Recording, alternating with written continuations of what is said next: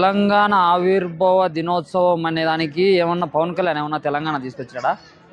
పవన్ కళ్యాణ్ ఏమన్నా కష్టపడినాడా? పవన్ కళ్యాణ్ ఏమన్నా పోరాడినాడా? రాష్ట్రం కోసం పోరాడింది తెలంగాణ. ఎంతో మంది ఉద్యమకారులు ప్రాణత్యాగాలు చేసి, ఎంతో మంది పేదవాళ్ళు ప్రాణత్యాగం చేసి, ఎంతోమంది యువకులు అందరూ కూడా ప్రాణత్యాగం చేసి వచ్చిన తెలంగాణ ఇది. పవన్ కళ్యాణ్ పెడుతున్నాడంటే ఇది రాజకీయమే. ఇది ఖచ్చితంగా ఇది ఏదో రాజకీయంగా పెడుతున్నాడు అంతే. వీళ్ళంతా ఏంలే, ఏపీలో లాగా ఇక్కడ జనసేన పార్టీ ఇంకో 2 పార్టీలు 3 పార్టీలు పెట్టి మొత్తానికి బీఆర్ఎస్ పార్టీ లేకుండా చేయాలనేది ఫుల్ కక్షతో జరుగుతూ ఉంది. ఎన్ని చేసినా ఏం చేసినా కేసీఆర్ గారిని కేటీఆర్ గారిని ఢీకొట్టడం ఎవరి వల్ల కాదు. కేసీఆర్ గారు పోరాడినాడు. ఇవి హిస్టరీ. కేసీఆర్ గారు తెలంగాణ రాష్ట్రం రానికి ఆయన ప్రాణ త్యాగానికి కూడా ఆయన చావు బతుకులే పోయింది కూడా అందరూ చూసినారు. 2 రాష్ట్రాల ప్రజలు చూసినారు. తెలంగాణను సాధించాలంటే అది కేసీఆర్ఏ. బీఆర్ఎస్ అనేది లేకుండా చేసే ఛాన్స్ ఉందంటారా? ఎవరి తరం కాదు బీఆర్ఎస్ లేకుండా చేయడం. బీఆర్ఎస్ 90% ఫాలోయింగ్ ఉన్న బీఆర్ఎస్ పార్టీ అసలు ఆ క్రేజే వేరు. కేటీఆర్ గారికి చాలా క్రేజ్ ఉంది. ఈరోజు బెంగళూరుతో పోల్చుకుంటే హైదరాబాద్ చాలా బెస్ట్.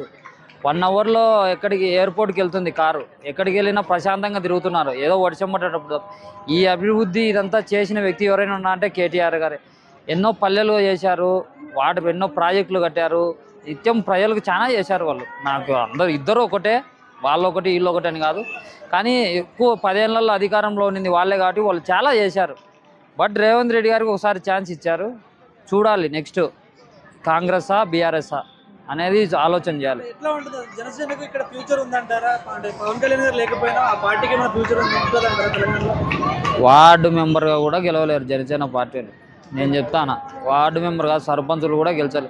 వాళ్ళు యాడ్నో ఒకటో ఎవరో గెలిస్తే వార్డు మెంబర్గా గెలిచిందంత మాత్రాన నేను సీఎంగా పోటీ చేశానంటే కాదు కదా. తెలంగాణ ప్రజలు ఎర్రోళ్ళ వాళ్ళకి తెలుసు కదా, ఎవరు కష్టపడింది, ఎవరు చేసింది, ఏమైంది వాళ్ళకి తెలుసు. కాబట్టి వాళ్ళు ఖచ్చితంగా కేసీఆర్ గారికి రేవంత్ రెడ్డి గారికి అనుకూలంగా ఉంటారు తప్ప వీళ్ళిద్దరి గురించి ఆలోచన చేస్తారు తప్ప ఎవరు మనకు మేళ అనేది జనసేన పార్టీని అసలు ఎవరు కేర్ చేయరు.